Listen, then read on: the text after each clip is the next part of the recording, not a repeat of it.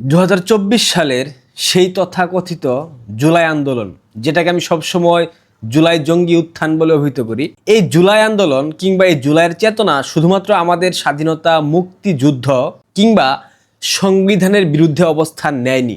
এটা আমাদের রক্তে অর্জিত মাতৃভাষা বাংলার আত্মাকেও বারবার আঘাত করেছে। আপনারা অনেকেই প্রশ্ন করতে পারেন, সেটা কিভাবে?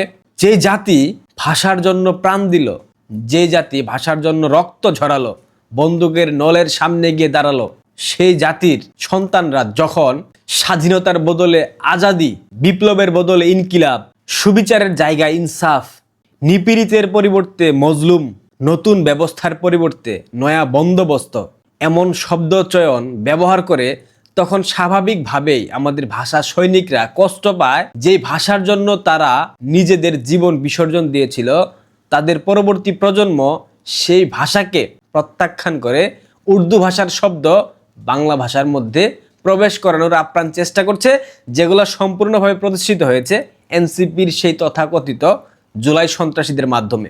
পাকিস্তান থেকে আমদানি করা শব্দে বাংলাদেশ চলবে, মানুষ সেই শব্দগুলোকে আয়ত্ত করে স্বাভাবিকভাবে ব্যবহার করবে, এমন স্বপ্ন যারা দেখেছিল, বাংলাদেশের মানুষ সেই স্বপ্নে জল ঢেলে দিয়েছে। ভাষা আমাদের পরিচয়, সেই পরিচয়ের ভেতর যেই শব্দগুলা রক্তে লেখা, সেই শব্দগুলাকে সরিয়ে অন্য শব্দ প্রতিষ্ঠা করার চেষ্টা করা কতটা বোকামি, সেটা এই জুলাই সন্ত্রাসী এবং জামায়াত ইসলাম হারে হারে টের পাচ্ছে।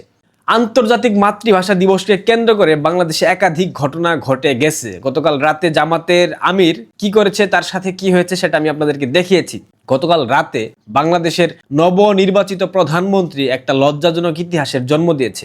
একে তো প্রটোকল ভেঙে তিনি পুষ্পস্তবক অর্পণ করেছেন, তার পরিবারের জন্য সাধারণ মানুষকে অপেক্ষা করতে হয়েছে। তিনি রাষ্ট্রের প্রধানমন্ত্রী, তিনি স্বাভাবিকভাবেই পুষ্পস্তবক অর্পণ করবেন। যদিও তিনি 12টায় যাওয়ার কথা ছিল, তিনি 7 মিনিট পর গিয়েছেন। রাষ্ট্রপতি পুষ্পস্তবক অর্পণ করে বঙ্গভবনে চলে যাওয়ার পর প্রধানমন্ত্রী গিয়েছেন। ভালো কথা, পুষ্পস্তবক অর্পণ করেছেন, শ্রদ্ধা জানিয়েছেন। এর পরবর্তীতে হয়তোবা প্রটোকল অনুযায়ী বিভিন্ন সংগঠন কিংবা বিভিন্ন অর্গানাইজেশন কিংবা বিভিন্ন দল শ্রদ্ধা জানাবে, কিন্তু সেখানে তারেক রহমানের কন্যা জাইমা রহমান এবং তার স্ত্রী জোবাইদা রহমান, তাদের জন্য আলাদাভাবে প্রটোকল দিয়ে তাদেরকে শ্রদ্ধা নিবেদন করতে হবে। এইটা কোন প্রটোকলের মধ্যে পড়ে কিংবা এইটা কোন নিয়মের মধ্যে পড়ে, আসলে এটা আমার মাথায় আসছে না। সব থেকে জঘন্য যে কাজটা আমাদের বর্তমান প্রধানমন্ত্রী করেছেন, সেটা আপনাদের চোখে পড়েছে কিনা আমি জানি না। ইতিমধ্যে হয়তোবা সামাজিক যোগাযোগ মাধ্যম কিংবা মেইন স্ট্রিম মিডিয়াতে আপনারা দেখেছেন, 21 ফেব্রুয়ারি আন্তর্জাতিক মাতৃভাষা দিবস। পুরো পৃথিবীর সকল বাংলা ভাষাভাষী মানুষ, এখানে ধর্ম, বর্ণ, গোত্র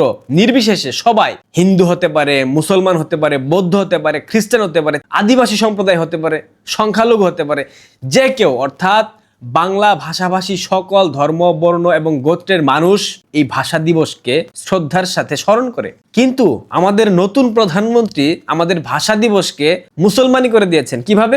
সে তার মন্ত্রী পরিষদ এবং তার দলীয় নেতাকর্মীদেরকে নিয়ে শহীদ মিনারে গেল, 7 মিনিট পর সেখানে শ্রদ্ধা জানালো এবং শ্রদ্ধা পরবর্তী মুনাজাত করলো। মোনাজাত করা তো স্বাভাবিকভাবে ইসলাম ধর্মের যারা আছেন তারা জানেন মোনাজাত কারা করে, কোন ধর্মের মানুষ করে। এভাবে হাত ধরে মোনাজাত করাটা ইসলাম ধর্মের একটা রীতিনীতি। ঠিক একইভাবে জনাব তারেক রহমান ধর্মীয় কার্ড খেলতে গিয়ে তিনি শহীদ মিনারে দাঁড়িয়ে শহীদদের উদ্দেশ্যে মোনাজাত করলেন। শহীদ মিনার যে জায়গাটায় অবস্থিত, সেখানে কি বাংলাদেশের কোনো শহীদের কবর আছে? নাই। তাহলে কেন তিনি সেখানে গিয়ে দাঁড়িয়ে মোনাজাত করলেন? ভাষা দিবস কি শুধুমাত্র ইসলাম ধর্মের জন্য? ভাষা শহীদরা কি শুধুমাত্র ইসলাম ধর্মের জন্য? তাদেরকে কি অন্য কোনো ধর্মের মানুষ শ্রদ্ধা জানাতে পারবে না? শহীদ মিনারে কি অন্য কোনো ধর্ম, বর্ণ, গোত্রের মানুষ ছিল না? তাহলে তাদেরকে বঞ্চিত করে কোন আকলে মাননীয় প্রধানমন্ত্রী সাহেব ইসলাম ধর্মের অনুসারী বলে তিনি মোনাজাত করলেন সেখানে? এটা কি ভাষা দিবসকে মুসলমানি করা বোঝায় না? কি মনে হয় আপনাদের? কি বলেন আপনারা? আপনাদের কি ধারণা? আপনাদের মতামতটা কি জানান আমাকে। তারেক রহমানের পিতা জনাব জিয়াউর রহমান, তিনি সংবিধানে ইসলামকে অন্তর্ভুক্ত করে প্রথম বাংলাদেশের সংবিধানকে মুসলিম বানিয়েছেন, এরপর বাংলাদেশকে মুসলিম বানিয়েছেন। গতকাল তার সন্তান জনাব তারেক রহমান প্রধানমন্ত্রী হয়ে বাংলাদেশের ভাষা দিবসকে খতনা করে দিলেন, মুসলমান বানিয়ে দিলেন। এইটা আমরা তার কাছে প্রত্যাশা করিনি। বাংলাদেশ একটা গণতান্ত্রিক রাষ্ট্র, এখানে সকল ধর্ম, বর্ণ, গোত্রের মানুষের সমান অধিকার আছে। তারা সবাই তাদের জাতির শ্রেষ্ঠ সন্তানদেরকে শুভেচ্ছা জানাতে পারবে, শ্রদ্ধা জানাতে পারবে। এখানে নির্দিষ্ট কোনো ধর্ম টেনে এনে যে ধর্মীয় কার্ড তারেক রহমান খেললেন, আর বিএনপির বুদ্ধিজীবী, সুশীল এবং বিএনপির নেতাকর্মীরা খুশিতে হাততালি দিচ্ছেন, আপনারা গর্ধব সেটাকে আপনারা বুঝতে পারেন? বাংলা ভাষাকে এভাবে মুসলমান বানানোর জন্য তারেক রহমানকে আসলে ধন্যবাদ দেব নাকি কি দেব বুঝতে পারছি না। কদিন পর দেখা যাবে জাতীয় স্মৃতিসৌধকেও তিনি মুসলিম বানিয়ে ছাড়বেন, সেখানে দাঁড়িয়ে হয়তো বা মনোজাত করবেন। এত ধর্মভীরু, বাবারে বাবা। পশ্চিমা সংস্কৃতির সাথে মিশেছিলেন, তবুও তারেক রহমানের এই ধর্মভীরু স্বভাব দেখে আমি আল্লামা দেখিনি, আমি ইমানদার দেখিনি, আমি কোনো ইসলামিক স্কলার দেখিনি, আমি তারেক রহমানকে দেখেছি, আমি আমাদের প্রধানমন্ত্রীকে দেখেছি, যার মধ্যে আমি সবকিছু দেখতে পাই, সবকিছু দেখতে পাই। সবাই ভালো থাকবেন, পারলে শেয়ার করে দিবেন। ধন্যবাদ।